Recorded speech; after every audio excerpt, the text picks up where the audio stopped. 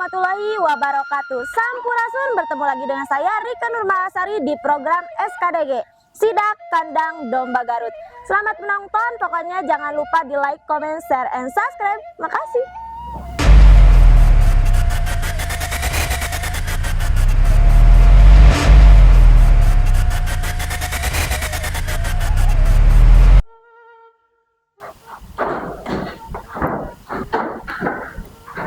Assalamualaikum.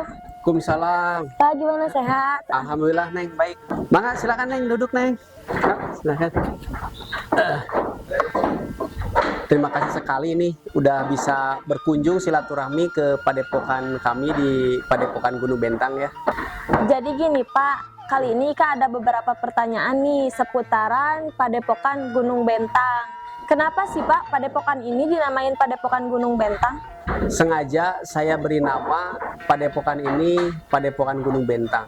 Nah, untuk sejarahnya kalau Ika boleh tahu, boleh Bapak ceritain nggak gimana sejarah awal mula Padepokan Gunung Bentang ini? Jadi sejarahnya berdirinya Padepokan Gunung Bentang, sengaja saya kasih nama padepokan ini tiada lain ada sejarah.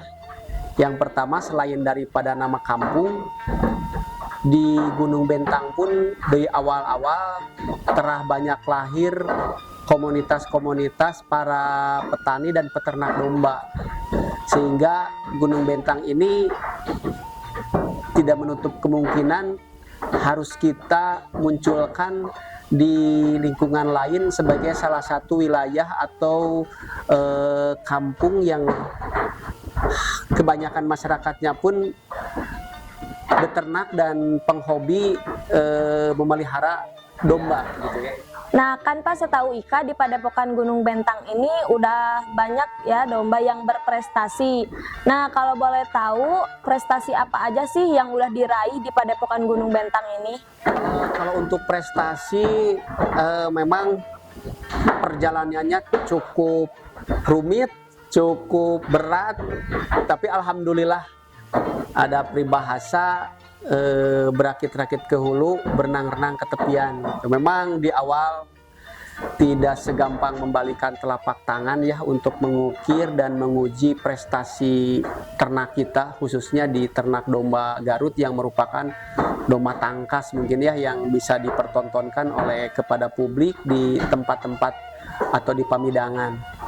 Semenjak 2010 ke sini, alhamdulillah kalau domba dibawa ke lapangan-lapangan untuk ikut door race atau latber atau semi kontes, perlahan tapi pasti kita mulai ternak-ternak kita menunjukkan bakatnya ya istilahnya bisa mempertontonkan sesuatu yang baik lah gitu kan.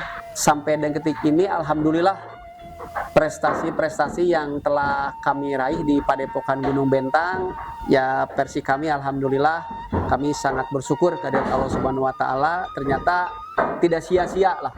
Selama sekian tahun kami menggeluti dunia ternak domba, sampai ke pamidangan, sampai event kegiatan pesta patok atau pesto kami ikuti, dan alhamdulillah hasil yang diraih salah satunya seperti yang ada di depan ini gitu ya.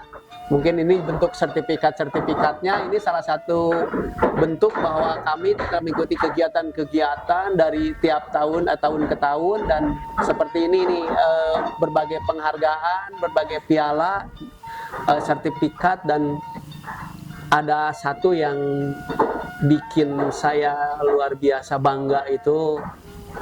Waktu itu ingat saya waktu di pamidangan Unpad kalau Jatinangor ya, luar biasa. Saya tidak pernah bermimpi waktu itu dapat juara pertama kali gitu ya.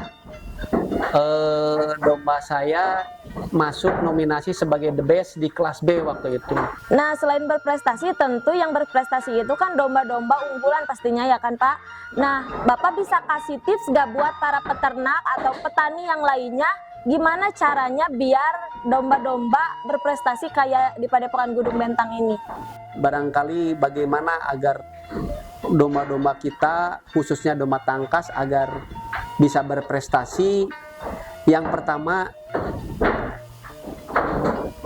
harus teliti dulu jenis pakan yang akan kita kasih ke domba ini. Jadi artinya bukan berarti harus makanannya mahal atau bagaimana, tapi benar-benar makanan yang memang kaya nutrisi untuk dikonsumsi oleh domba itu. Karena pada prinsipnya domba dengan manusia itu dari aspek makan itu tidak jauh beda. Jadi kalau manusia kita berikan nutrisi yang cukup, kita berikan makanan yang cukup, jadi artinya cukup itu kalau domba itu harus kenyang gitu. Tidak boleh setengah-setengah, domba itu harus kenyang. Pada waktunya kita kasih makan itu, domba itu tidur itu dalam keadaan perutnya kenyang. Itu pertama, artinya makannya harus cukup. Yang kedua, jenis makanan jangan asal gitu. Karena apa? Karena kondisi fisik domba atau lambung domba itu kadang-kadang sensitif. Kalau kita berikan makanan yang asal-asalan, kadang-kadang domba bisa menimbulkan penyakit juga. Jadi itu harus benar-benar apik gitu kan, dan disiplin dalam pada saat kita memberikan makan. Kemudian yang ketiga, ya kita juga dibekali oleh pengalaman gitu ya, para peternak domba harus tahu juga dari aspek genetik daripada domba itu sendiri. Pada saat kita menyilangkan, misalnya pada saat mengembang biakan ya, mengawinkan domba, kita juga harus tahu genetiknya. Jadi mulai induknya genetiknya bagaimana, terus kemudian pejantan genetiknya bagaimana, kita harus tahu dulu. Kenapa? Karena biasanya di domba tangkas ini faktor genetik itu biasanya menjadi faktor yang dominan untuk bisa menentukan domba ini bisa berprestasi di ajang kontes ternak atau kontes ketangkasan atau tidak gitu kan. Baik Pak, terima kasih buat informasinya juga mungkin ilmu ya buat saya pribadi ataupun umumnya buat para penonton semua. Nah sekarang Ika izin mau lihat-lihat domba yang ada di Padepokan ini, boleh Pak? Mangga, boleh, silakan.